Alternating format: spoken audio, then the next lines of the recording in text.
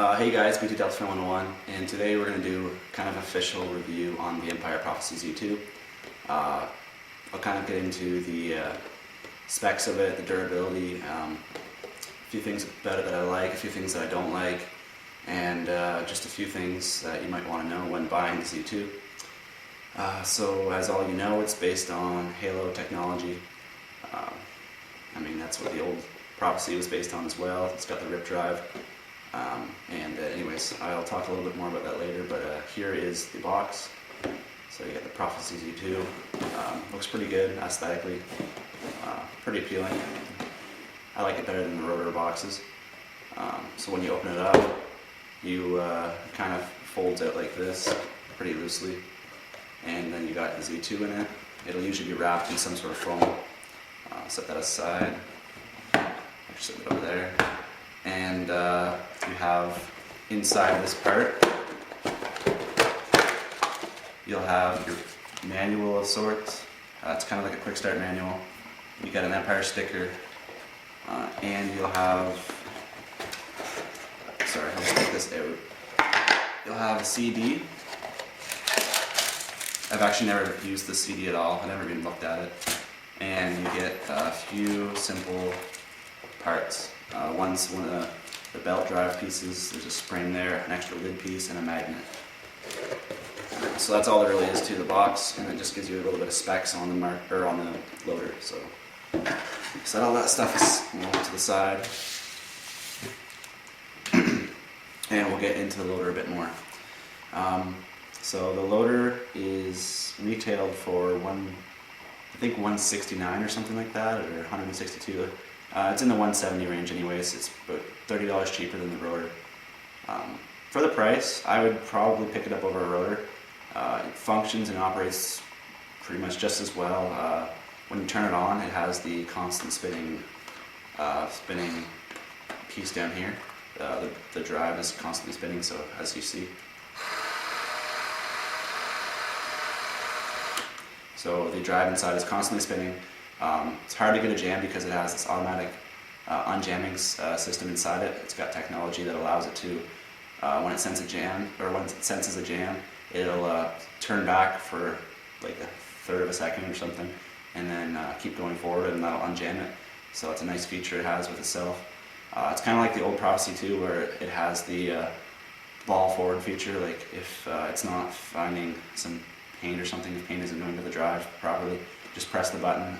You press the button here, and it'll cycle forward again. It'll advance the loader system.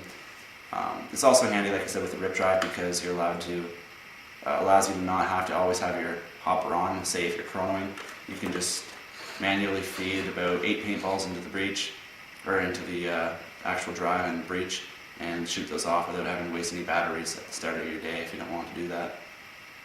So that's always a nice feature.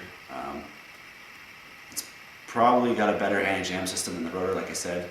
It's actually built-in technology. The rotor, all it has is a shark fin, which doesn't work too well. I've had jams where I've had to actually take the loader apart just to get the paint to unjam, so that can be a pain in the ass. We'll talk a little bit about the parts of the body now, and how it compares to a rotor. I wish I had a rotor on me so I could compare this easier, but I'm just going to tell you from personal experience, because I used a rotor for a whole year before, and so I kind of know a thing or two about it now. So the lid compared to the rotor, I find better. I like magnet lids better than the I don't know what you call it, kind of like the locking system. They have you just kind of press down and it'll hold, kind of seals itself. But this is used with magnets, and I prefer that over the rotor system. I find it holds better. I have seen people playing speedball where they've dove pretty hard and it pops open even with a speed feed on, so that can be annoying. But I find this lid system is pretty well done. Not too hard to flip open, as you can see. It shuts pretty firmly. See, so it's a pretty good lid system, and it's very easy to change the lid. All you need to do is take this half off and just kind of split the part right here, and it'll pop out. I'll have a new speed feed coming in soon, actually, which will be another video I can show you on how to replace your lid for a speed feed. But it's got a really good, really good lid, so no worries about that. You'll have no issues. The overall body of the loader, it's a great looking body. It's kind of, the material is a lot different than what it used to be. It's also got a matte black finish, not a gloss black finish, so it'll show up, or a little less dirt and fingerprints will be shown on it, so it looks a little nicer and cleaner. And it also feels a lot more durable.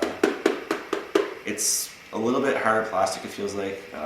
Definitely an upgrade from the regular Prophecy. That's something that bothered me. Kind of felt cheap and like it would break any second. So I kind of like how they changed the plastic that they used on it, and it's kind of nice that way. Also, they've slimmed down the loader a lot, as you can tell. There's nice fluent lines right here. They've made it, actually I think it's the slimmest hopper on the market right now, which is a plus. It looks really nice and feels really great on your hopper, and it's very, very lightweight. I definitely say it's lighter than the rotor. Probably also one of the lightest hoppers on the market right now. They did a great job on that. But with lightweight and slim looks, you kind of have to lose something, and you've lost capacity in this version of the Prophecy. With the old Prophecy, I think you could fit like 220 paintballs or something like that. I counted it a long time ago, and I don't have my Prophecy anymore. But with this one, I did a video. I can link that in the description if you guys really want to see it. But you can only fit roughly 170 paintballs, give or take. So that's 50 paintball drop. That's a third, or a little over a third of a pod that you're losing. So that's kind of significant, actually. It's something you're gonna have to get used to. If you've been using a Prophecy the whole time, it's gonna be kind of inconvenient for you, because you're gonna think you have to reload, or you're gonna think you don't have to reload, but you're gonna end up emptying your hopper, and you're like, oh crap, now I have to reload. And it's just kind of confusing at the start, because you're just used to having so much more paint, and you don't have to reload as fast. So, I don't know, that's kind of something that bothered me with the loader. Another thing that bothered me, I don't know if this is just mine, or if it's a factory issue. I kind of don't even want to do it, because it's really hard to get back on. But it's this back piece here. When you take it off, I guess I'll do it. You take it off, I mean, everything looks fine. It's the same, kind of similar to the old Prophecy, except for the feed neck is actually now one whole piece, which is nicer than the old metal insert you'd have. That's also another thing. It doesn't have the metal insert, it's just a hard plastic. Seems pretty durable though, it hasn't broken on me yet, so I don't know, I guess it's fine, but I kind of would have liked to see a metal insert instead, but I guess it's more solid now because of the actual full feed neck, not just like half attached to this part and half attached to the back part. So, but okay, I'll get into what bothered me.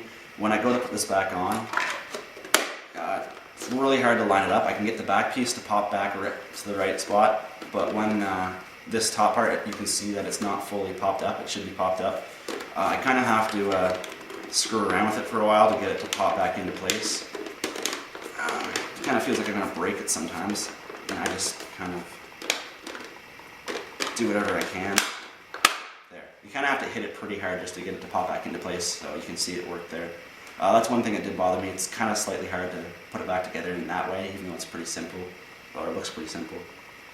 And like I said, I'm not sure if this is a factory issue or not, but it still bothered me. Okay, now I'm going to show you how to put paint in it, and I kind of do like a little drop test.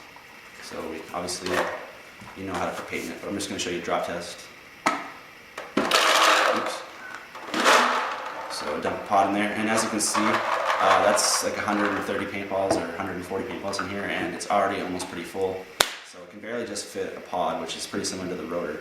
So that's kind of something I liked about the Prophecy, was the amount of paint it could hold, but now it's just basically like a rotor, so I don't know.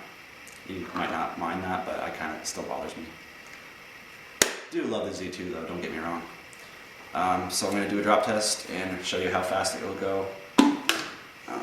So I'll just hold it here, and here we go.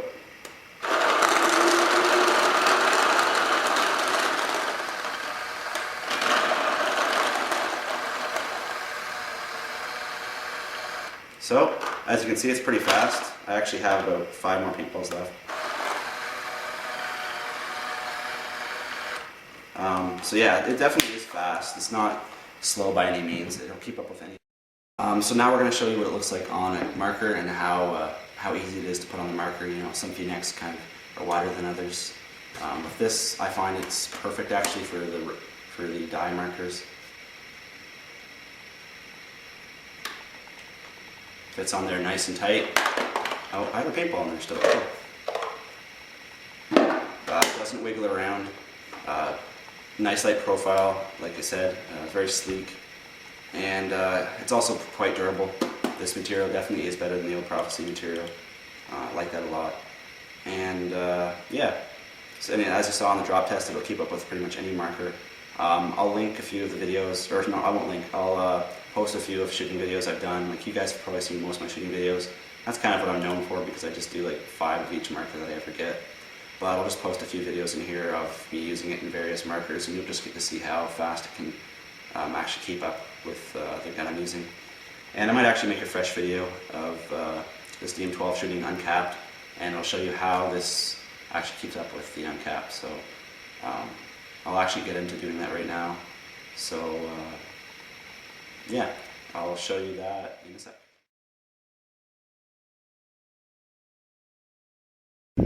Alright, so we're doing the Empire Z2 Prophecy speed test. I have it on uncapped semi right now. Don't have a full hopper in, but you get the gist of how fast it can keep up with the gun. So here we go.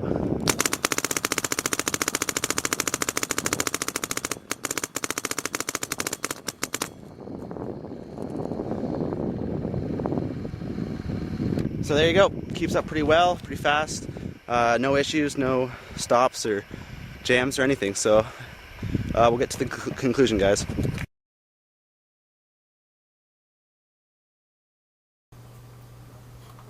So now I'm just going to do a short little conclusion on the Empire Z2 Prophecy review. Overall, I do think it's a step up from the regular Prophecy, with things in technology such as the new automatic anti-jam bolt or anti-jam system, the lower profile of the hopper itself, the better quality material they use to construct it, and things such as what I didn't talk about actually, the new the 2 little panels on the side of the power button, the power switch. Those actually help you so you don't accidentally switch it on or off. So that's a nice addition that they've done. And overall, I just think they did a very, very good job. And for the price, you can't really beat it. It definitely beats the Rotor in that price point. I've had no jams with this so far, even with the terriblest paint in the world. And I had a few jams with my Rotor. Not saying it's bad or anything. Actually, with the whole year I used it, I only had about 5 jams, and that was in one day. Actually, with the paint was really hot. It swelled up and kind of got stuck in the feed neck and stuff. But overall, I really think that this is a great loader. I can't say enough about it. It's pretty good. There's only a few quarrels like I've had, or like I said I've had, which is the taking apart the back part where it kind of just doesn't fit properly when you try to put it back on. I never really did talk about the maintenance and the actual full disassembly of it, but it's really not that hard. Just follow your manual, follow the online disc, and just kind of make sure you watch your steps. It's really, like I said, not that hard to do. You just gotta make sure you're not trying to force something together like I kind of do. I just get kind of mad, but it'll work out for you. And overall, it's great. Got good grip drive, good feed neck. It's not like that crappy split feed neck like it used to have, where it would just break if it didn't have the metal insert. Even without the metal insert, it's fine. You can put it on pretty much any marker and it'll work and operate fine. So overall, I like it. I do recommend it to a friend or anyone who wants it. And if you want to try it out, check out ANS Gear, Zephyr Paintball, Paintball Delivery, any site like that, or go to your local shops, support them, and pick up this loader. It's awesome. So I hope you guys enjoyed this video. It was a little bit last minute, didn't prepare myself as much as I should have, but I tried my best, so thanks for watching, guys.